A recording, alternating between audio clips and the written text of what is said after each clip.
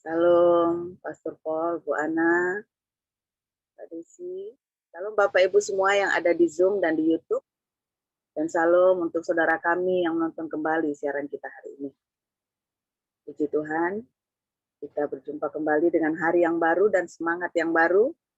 Dan kita melanjutkan pembacaan firman Tuhan dari kitab Amos 3, ayat yang pertama sampai yang ke-15. Demikian firman Tuhan. Dengarlah firman ini yang diucapkan Tuhan tentang kamu, hai orang Israel, tentang segenap kaum yang telah kutuntun keluar dari tanah Mesir. Bunyinya, hanya kamu yang kukenal dari segala kaum di muka bumi. Sebab itu, aku akan menghukum kamu karena segala kesalahanmu. Berjalankah dua orang bersama-sama jika mereka belum berjanji? Mengaumkah seekor singa di hutan apabila tidak mendapat mangsa? Bersuarakah singa muda dari sarangnya jika belum menangkap apa-apa? Jatuhkah seekor burung ke dalam perangkap di tanah apabila tidak ada jerat terhadapnya? Membingkaskah perangkap dari tanah jika tidak ditangkapnya sesuatu? Adakah sangkakala ditiup di suatu kota dan orang-orang tidak gemetar? Adakah terjadi malapetaka di suatu kota dan Tuhan tidak melakukannya? Sungguh, Tuhan Allah tidak berbuat sesuatu tanpa menyatakan keputusannya kepada hamba-hambanya, para nabi. Singa telah mengaum. Siapakah yang tidak takut? Tuhan Allah berfirman. Ulang. Tuhan Allah telah berfirman. Siapakah yang tidak bernubuat? Siarkanlah di dalam puri di Asyur dan di dalam puri di tanah Mesir, serta katakan, berkumpullah di gunung-gunung dekat Samaria, dan pandanglah kekacauan besar yang ada di tengah-tengahnya, dan pemerasan yang ada di kota itu. Mereka tidak tahu berbuat jujur. Demikianlah firman Tuhan. Mereka itu yang menimbun kekerasan dan aniaya di dalam purinya. Sebab itu beginilah firman Tuhan Allah. Musuh akan ada di sekeliling negeri. Kekuatanmu akan ditanggalkannya daripadamu. Dan purimu akan dijarahi. Beginilah firman Tuhan. Seperti seorang gembala melepaskan diri dari seperti seorang gembala melepaskan dari mulut singa 2 tulang betis atau potongan telinga. Demikianlah orang Israel yang diam di Samaria akan dilepaskan seperti sebagian dari katil dan seperti sepenggal dari kaki balai-balai. Dengarlah dan peringatkanlah kaum keturunan Yakub. Demikianlah firman Tuhan Allah, Allah semesta alam, bahwa pada waktu aku menghukum Israel karena perbuatan-perbuatannya yang jahat, aku akan melakukan hukuman kepada Mesbah Betel, sehingga tanduk-tanduk Mesbah itu dipatahkan dan jatuh ke tanah. Aku akan merobohkan balai musim dingin beserta balai musim panas. Hancurlah rumah-rumah gading, dan habislah rumah-rumah gedang. Demikianlah firman Tuhan. Demikian. Ya, silakan Bu Salma lanjutkan. Baik, saya akan membacakan kebenaran firman Tuhan yang terambil dari kitab Kisah Para Rasul ayat 4, pasal 4 ayat 1 sampai 22. Beginilah firman Tuhan. Ketika Petrus dan Yohanes sedang berbicara kepada orang banyak, mereka tiba-tiba didatangi imam-imam dan kepala pengawal bait Allah serta orang-orang Saduki. Orang-orang itu sangat marah karena mereka mengajar orang banyak dan memberitakan bahwa dalam Yesus ada kebangkitan dari antara orang mati. Mereka ditangkap dan diserahkan ke dalam tahanan sampai keesokan harinya karena hari telah malam. Tetapi di antara orang yang mendengar ajaran itu banyak yang menjadi percaya, sehingga jumlah mereka menjadi kira-kira 5.000 orang laki-laki. Pada keesokan harinya pemimpin-pemimpin Yahudi serta tua-tua dan ahli-ahli Taurat mengadakan sidang di Yerusalem dengan imam besar Hanas dan Kayafas, Yohanes dan Alexander, dan semua orang lain yang termasuk keturunan imam besar. Lalu Petrus dan Yohanes dihadapkan kepada sidang itu dan mulai diperiksa dengan pertanyaan ini. Dengan kuasa manakah atau dalam nama siapakah kamu bertindak demikian itu? Maka jawab Petrus, penuh dengan Roh Kudus, hai pemimpin-pemimpin umat dan tua-tua, jika kami sekarang harus diperiksa karena suatu kebajikan kepada seorang sakit dan harus menerangkan dengan kuasa manakah orang itu disembuhkan, maka ketahuilah oleh kamu sekalian dan oleh seluruh umat Israel bahwa dalam nama Yesus Kristus, orang Nazaret yang telah kamu salibkan, tetapi yang telah dibangkitkan Allah dari antara orang mati, bahwa oleh karena Yesus itulah orang ini berdiri dengan sehat sekarang di depan kamu. Yesus adalah batu yang dibuang oleh tukang-tukang bangunan, yaitu kamu sendiri. Namun ia telah menjadi batu penjuru. Dalam keselamatan tidak ada di dalam siapapun juga selain di dalam Dia, sebab di bawah kolong langit ini tidak ada nama lain yang diberikan kepada manusia yang olehnya kita dapat diselamatkan. Ketika sidang itu melihat keberanian Petrus dan Yohanes dan mengetahui bahwa keduanya orang biasa yang tidak terpelajar, heranlah mereka dan mereka mengenal keduanya sebagai pengikut Yesus. Tetapi karena mereka melihat orang yang disembuhkan itu berdiri di samping kedua rasul itu, mereka tidak dapat mengatakan apa-apa untuk membantahnya. Dan setelah mereka membantahnya, dan setelah mereka menyuruh rasul-rasul itu meninggalkan ruang sidang, berundinglah mereka dan berkata, tindakan apakah yang harus kita ambil terhadap orang-orang ini?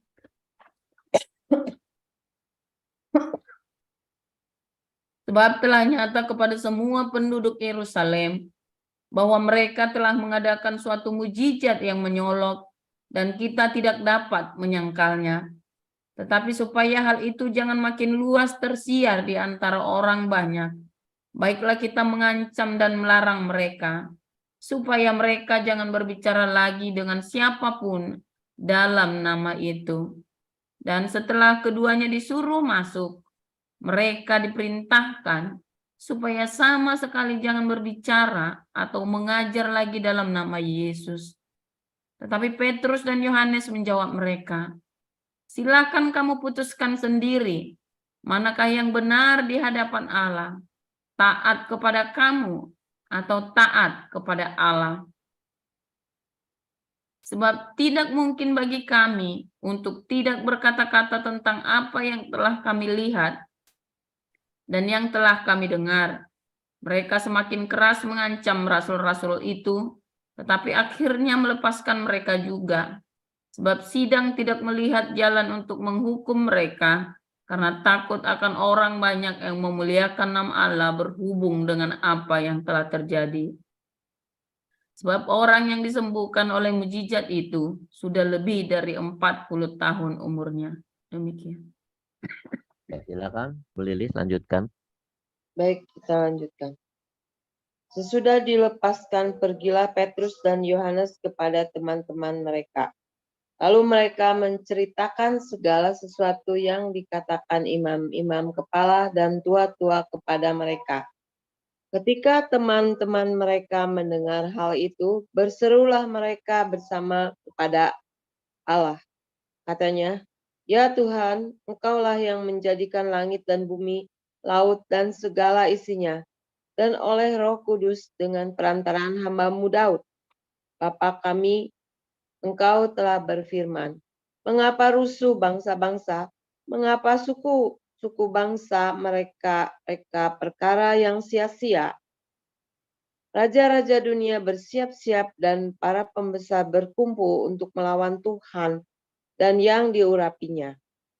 Sebab sesungguhnya telah berkumpul di dalam kota ini Herodes dan Pontius Pilatus beserta bangsa-bangsa dan suku-suku bangsa Israel melawan Yesus, hamba-Mu yang kudus yang Kau urapi, untuk melaksanakan segala sesuatu yang Engkau tentukan dari semula oleh kuasa dan kehendak-Mu.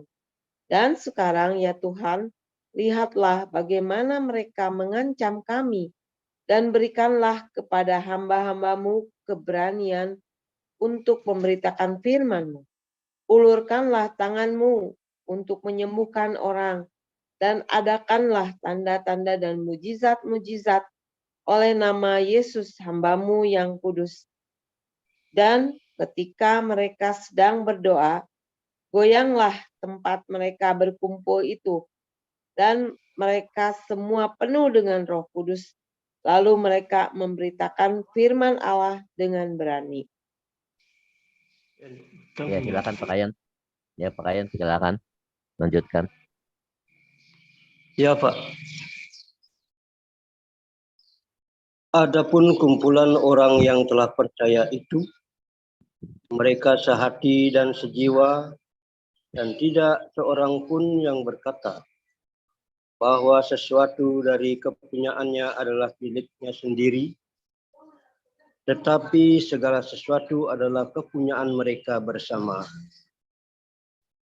Dan dengan kuasa yang besar, rasul-rasul memberi kesaksian tentang kebangkitan Tuhan Yesus, dan mereka semua hidup dalam kasih karunia yang melimpah-limpah.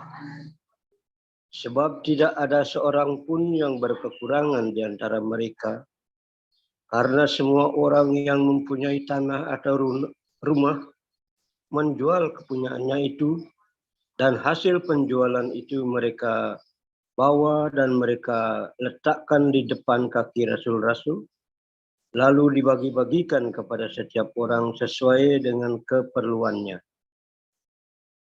Demikian pula dengan Yusuf, yang oleh rasul-rasul disebut Barnabas, artinya anak penghiburan, seorang Lewi dari Siprus.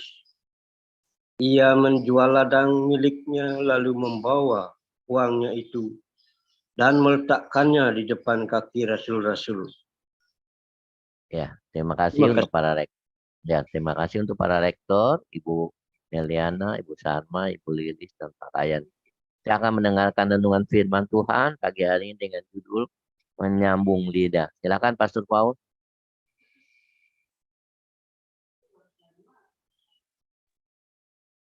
Oke, sudah di spotlight, terima kasih. Luar biasa, saudara ya, firman Tuhannya selalu baru setiap hari, karena kita selalu mencari Tuhan dengan sungguh-sungguh hati ya. Nggak usah dibicarakan lagi bagaimana jangan menjadi retorika ketika kita datang ya, berdoa. Itulah sebabnya, saudara, nanti di pemuridan ada apa itu berdoa, bagaimana kita berdoa ya. Mungkin bagi Anda yang biasa dengan retorika nanti akan wah ini sesat ini. Tapi bagi Anda Kristen yang masih baru, Anda akan menikmati pelajaran pemuridan yang baru ini, saudara ya. Nanti mulainya Oktober ya, Oktober hari Jumat jadinya. Hari Sabtu. Ya, sebenarnya semua diundang ya. Kalau mau ikut datang boleh masuk ke Zoom. Ya, tetapi ini diprioritaskan bagi yang dibaptis di dalam komunitas kita, ada kurang lebih 100 orang, saudara ya. Yang lain kalau mau ikut, terutama yang dari kelas apostolik. Nah, diharapkan bisa datang karena nanti yang dari kelas apostolik akan membantu mengajar, ya, memuridkan. Karena kita nanti ke depan akan banyak sekali tuayan, dan kita akan, tentu saja Anda juga harus mulai dewasa, ya. Kalau Anda menginjil, Anda memenangkan jiwa, Anda membaptis, ya Anda kudu muridkan. Jangan dikasih ke gedung gereja, ngawur, salah ya. Jadi kalau ada orang bertobat itu jangan diserahkan ke gereja. Kalau kita baptis, Anda kudu memuridkan dia, saudara. Kudu ngajarin. Ya. Itulah sebabnya kita nggak mau cuma nunut baptisan, nggak mau, saudara. Nggak bisa. Kamu mau dibaptis, mesti kita ajar. Ya, nggak mau cuma nunut baptisan. Apa itu nunut baptisan? Ya diajar, ya kita baptis, ya kita ngajar. Nggak boleh sembarangan nunut baptisan, mau kawin baptis, saudara ya. Janji mau kawin dibaptis, enak aja. Nggak bisa begitu, saudara ya. Itu kita punya tanggung jawab sama Tuhan. Nah, jadi jangan retorika ya. Kita nggak retorika, kita nggak bisa cuman basa-basi. Oh sorry, saudara ya. Kekristenan kita bukan Kristen yang basa-basi. Setiap hari kita dengar, kita lakukan dengan lakukan. Kalau Anda tahu yang saya maksudkan, dengar, lakukan, Anda akan mengalami banyak sekali terobosan. Ya, Anda tidak akan sampai terpuruk. Tidak ada. Ya. Bahkan kalau ada sesuatu yang buruk tentang Anda cek, ada apa Tuhan? Ada apa? Ya. Terus tanya sama Tuhan, ada apa? Langsung, ding, ding, ding, ding, alarmnya bunyi. Ada kejadian buruk berturut-turut, Anda alarm harus bunyi, saudara. Ada apa Tuhan? Ada yang salah mungkin dengan kita mungkin ada kelupaan, atau kita lalai, atau apa, atau bisa jadi ada sesuatu yang Tuhan mau ngomong, tapi kitanya udep. Ya, tapi dikatakan Tuhan tidak akan memberitakan sesuatu, tidak akan ngasih tahu kepada, tidak akan melakukan sesuatu kepada dunia ini kalau belum memberitahu kepada para nabinya. Secara hurufiah, ya ada orang-orang yang dikaruniai khusus kenabian. Makanya kita ada kelas profetik ya, bagaimana mengenal karuniamu, ya kelas profetik khusus ya, kita akan membahas karunia-karunia roh. Tetapi sebetulnya Tuhan bicara kepada kita semua, saudara. Dengan berbagai macam cara Tuhan bicara kepada para nabi-nabinya, para rasul-rasulnya, kepada umatnya, bukan cuma para rasulnya. Ananias bukan rasul, saudara ya, yang membaptis Paulus. Ya, Stefanus bukan rasul, saudara ya. Tapi kenapa mereka mendengar Tuhan mereka? Nah, apakah mereka nabi? Ya bukan. Ya, yang dimaksud adalah kita semua mendengar Tuhan, kita mengerti Tuhan, bukan kurungan-kurungan juga. Makanya ya kita harus selalu punya rema dalam hidupnya kita, saudara. Karena rema itulah suara Tuhan. Ya, kita sudah belajar dulu, nanti dibahas lagi, diulang secara sistematis ya.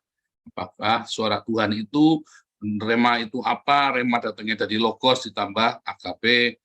Dan bagaimana kita bisa tetap mulai agape dengan diakonia, dan bagaimana kita ada rema kalau nggak ada logos. Jadi tidak mungkin saudara punya rema kalau tanpa logos, selalu ada logos dulu, saudara. Jadi kalau Anda bilang kurungu suara Tuhan, tapi Anda tidak suka baca Alkitab, oh tidak perlu baca Alkitab, nah, Anda langsung tak aja ini sesat, saudara, ini orang, saudara ya. Anggap orang ini sesat, nggak mau baca firman. Ya, tetapi kerungun-kerungunan terus, saudara. Wah, jangan didengar, saudara. Percaya saya, kamu akan mampus sama-sama masuk neraka sama dia. Nyasar bareng. Serius, saudara ya. Nah, itu nanti akan lebih detail. Cuma pagi ini, saudara ya, saya sedang membawa pesan pada kita semua, ya, termasuk kepada saya. Saudara, setiap peristiwa dalam hidup kita, ya, setiap kejadian, dalam setiap menit dalam kehidupan, setiap detik, setiap hal, itu Tuhan bicara, saudara. Alam semesta ini bicara. Bahkan kalau Anda lagi jalan, Anda dengar suara pohon, suara daun, suara burung, ya dari kejauhan, Anda sedang mendengar satu pesan dari surga. Atau pesan dari neraka. Nah, atau pesan dari neraka. Itu pesan neraka. Nah, itu pesan neraka, saudara ya. Nah, jangan katakan amin, saudara yang paham. Tapi kalau Anda mendengar satu dentingan yang indah yang kemudian membawa Anda ke dalam pertobatan, pemulihan, kebaikan, itu pesan dari surga. Kan gampang, ya. Ada sesuatu yang membuat Anda, menarik Anda, ya, kepada sesuatu yang nggak baik, itu pesan dari neraka, saudara. Tapi ada sesuatu yang menarik Anda kepada kebaikan, itu pesan dari surga. Simpel sekali, saudara. Jangan berpikir bahwa suara Tuhan itu harus langsung dari atas, apeng, peng, peng. Dengarkan, kan, anak, nek, kuku. Wah, itu bisa pakai helikon, saudara. Saya punya alatnya kalau begitu, saudara ya. Atau pakai itu loh, yang dari Cina itu loh, yang buat kita kalau lagi podcast, ada suaranya. Peng. Pakaian, yon. Wah, enggak begitu, saudara ya. Enggak. Setiap hari, setiap saat kita dengar suara Tuhan atau dengar suara neraka. Nah, saudara, pesan itu selalu ada. Ya, itulah sebabnya para nabi punya karunia yang sangat luar biasa, kecerdasan spiritual yang luar biasa. Dia langsung bisa membedakan, Dia punya kecerdasan spiritual. Ya. Nah, di dalam sekolah kenabian zamannya Imam Eli dan Samuel, Anda ingat waktu Samuel itu umur 3 tahun mendengar suara Tuhan pertama kali, Samuel, ya, terus dia lari ya ke Imam Eli. Iya, Bapak, engkau panggil aku 3 kali ya. Lalu Imam Eli baru ngeh. Kenapa, saudara? Karena dia punya pengalaman itu, ya. Dia dididik. Nah, itulah sekolah kenabian. Ya, makanya Anda diajari sekolah kenabian. Ya, ada sekolah profetik. Bagaimana kamu mengenal itu yang manggil siapa? Yang manggil engkong, Pak. Ya setan, saudara, yang manggil engkong. Engkong udah mati, ya setan, saudara. Hati-hati, saudara ya. Tetapi ada suara yang lebih nyata dalam kehidupanmu, saudara. Ya, ada suara yang lebih nyata. Ketika kemiskinan itu datang, jangan selalu kau pikir itu suara dari neraka. Jangan-jangan itu suara Tuhan yang memanggilmu buat kembali, saudara. Ketika kamu kere terus bertahun-tahun, nggak mentas-mentas, stop. Jangan-jangan itu suara dari malaikat Tuhan supaya kamu belok, saudara. Tapi kamu pudek. Hati-hati, saudara. Tuhan begitu sayang. Makanya 4 tahun saya dikasih berturut-turut sial, saudara ya. Pegang emas, saudara, bayangin. Jadi tai, nggak ada yang tersisa serupiah pun. Jadi tai, saudara. Waduh, saya sampai bingung, saudara ya. Maka tantang saya pergi ke orang pinter ini, orang pinter itu, saudara ya. Pas ngomongnya. Ya tambah edan, saudara. Yang kocaknya kan bisa katanya paranormal, bisa membaca semuanya tentang masa lalu saya, tapi disuruh baca saya hari ini gelap katanya, saudara. Nggak lihat apa-apa, dia bilang. Bingung. 3 kali saya datang itu ya, sampai saya pulang saya lemes, saudara. Terus ada satu saya pergi ke kelenteng, dibacain, oh kamu 500 tahun yang lalu, kamu punya hutang sama dewa ini, sama dewa itu, tuh pada begini. Cecelan batuk, saudara ya. Nggak sunggokong jadinya, saudara. Saya sunggokong cerita 500 tahun yang lalu, saya bereinkarnasi segala macam, saudara. 4 tahun muter-muter, saudara. Saya keras hati sekali. Karena saya tidak mau dengar. Kenapa nggak mau dengar? Daging ini nolak, saudara. Nggak mau, Tuhan. Saya mau cara saya untuk saya masuk di dalam keberhasilan, masuk surga saya dengan cara saya. Tak bisa, anakku, itu jalannya menuju ke neraka. Enggak, Tuhan, itu surga. Saudara pernah ketemu anak yang begitu enggak, saudara? Pernah ketemu enggak? Kalau yang guru kayak Bu Sarma pasti ketemu, punya muridnya ada 5, ada berapa puluh tuh, pasti ada yang model begitu. Enggak, Bu Guru, itu yang benar. Aduh, aku ini lebih tua dari kamu, aku ini guru kamu, nak. Tapi muridnya enggak, dia punya pikiran sendiri, karena dia sudah nafsu, ya namanya anak kecil, sudah nafsunya anak kecil, ya kan. Apalagi anak ini hidup di dalam ketidakpuasan setiap harinya, saudara. Aduh, rumah tangganya ruwet, dia penasaran. Ya iyalah anak ini, saudara. Enggak, Bu Guru, yang benar ini. Kalau dia pinter, kita tahu, saudara. Atau mungkin gurunya yang on juga ada ya. Kalau si Wesley nanya, ini apa? Camel. Bukan. Ini onta. Dimarahin, saudara. Ya, ini camel, katanya Wesley kan. Bukan, ini onta. Camel, Bu Guru. Kata mama, ini camel. Kasih gambarnya itu kan. Dimarahin anak saya, saudara. Ternyata gurunya ini nggak ngerti kalau bahasa Inggrisnya onta adalah camel, kan kurang ajar, saudara. Ini, nah, itu beda lagi, saudara ya. Tapi ini ada cerita, ya. Memang banyak. Saya kan juga ngajar, ya. Ya ini ngotot gitu ya. Saya jengkel banget kita ini ngajari dia, nggak bisa diajarin orang ini. Makanya saya suka bilang ya sama pengurus, para penatua, kalau tim kita ada bikin salah, jangan langsung ditegur, jangan langsung disekat, jangan langsung diserang. Sudah tak omongi Pak, sampai jengkel saya Pak. Biar orang itu perlu bikin salah. Benar nggak, saudara? Anda ingat anak yang hilang? Anak yang hilang, kenapa? Ketika si anak, ayah, aku minta warisanku. Kenapa Anda dilarang sama ayahnya, saudara? Dilarang juga percuma. Benar nggak? Malah kamu jadi musuhan sama dia, kan? Yang bisa adalah, ya sudah dikasih, hati ini tetap jaga, saudara. Seringkali kita sama Tuhan juga begitu. Kita sudah ngotot, hawa nafsu kita udah, harganya udah begini, arahnya udah begini. Waktu saya sama Tuhan, tawar-tawaran itu saya yakin.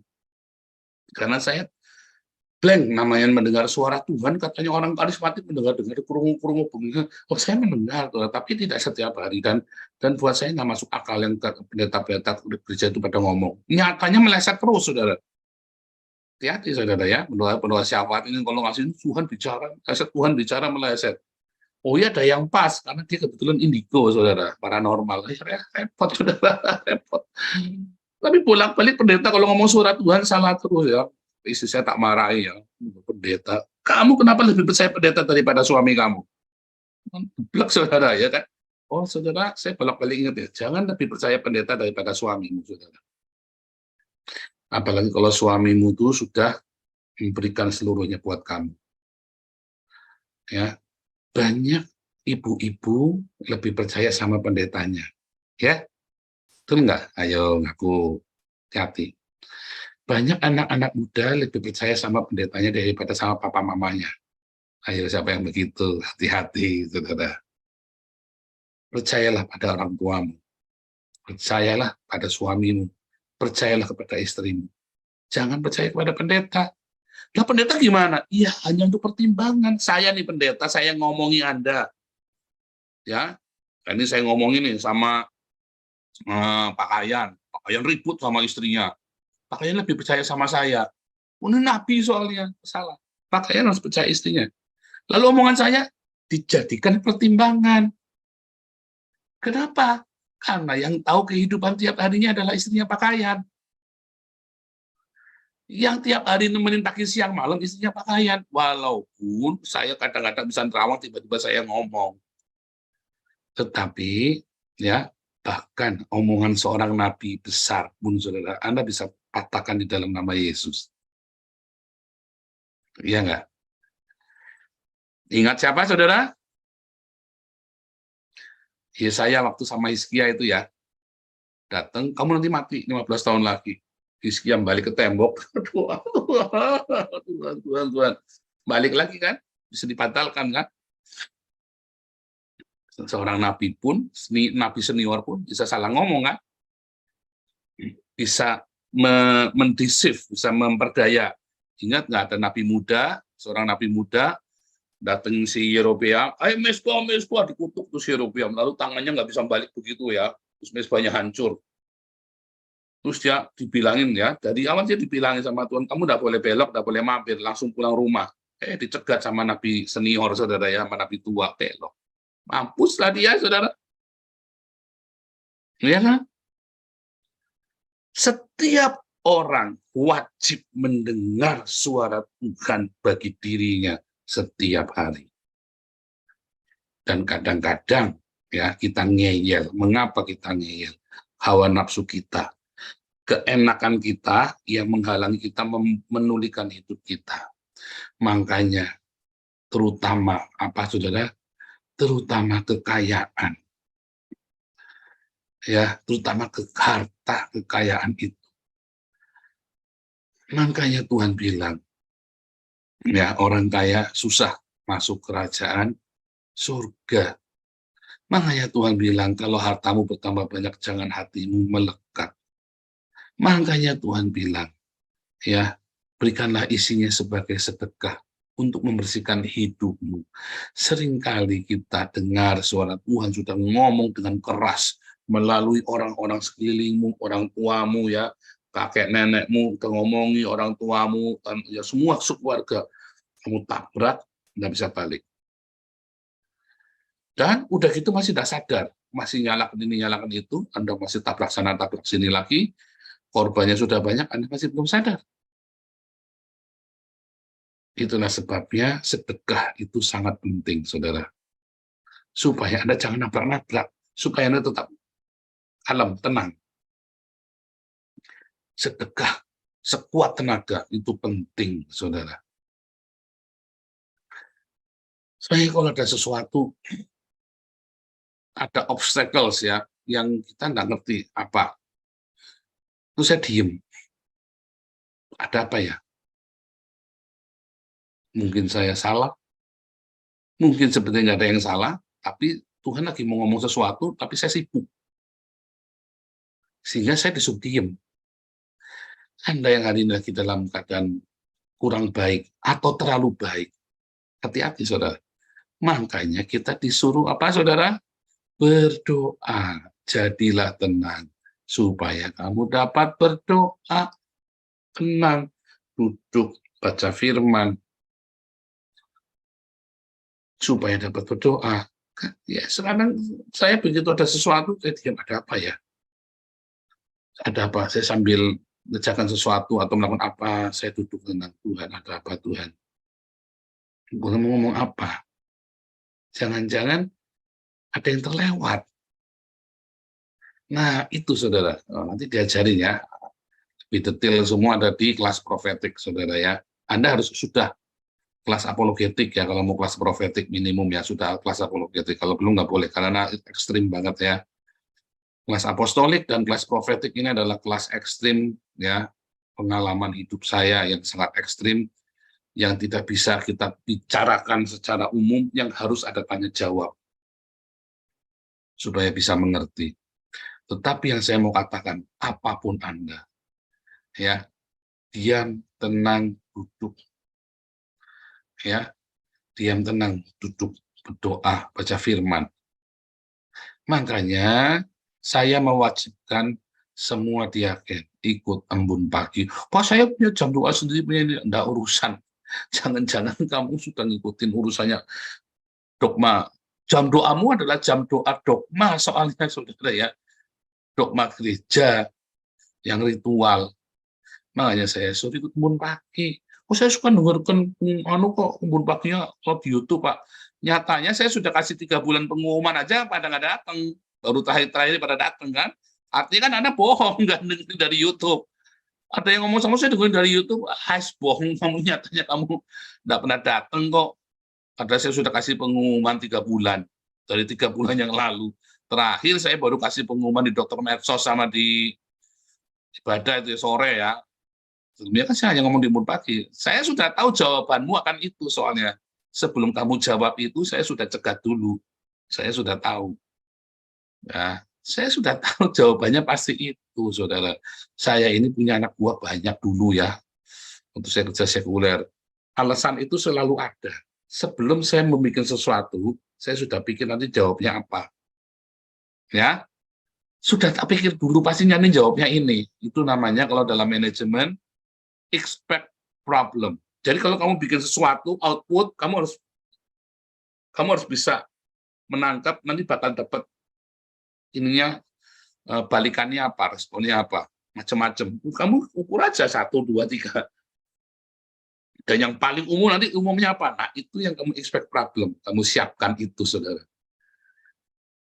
Begitu, saudara, ya. Nah, gimana saya bisa mengerti itu? Ya, ketika saya lagi hilang.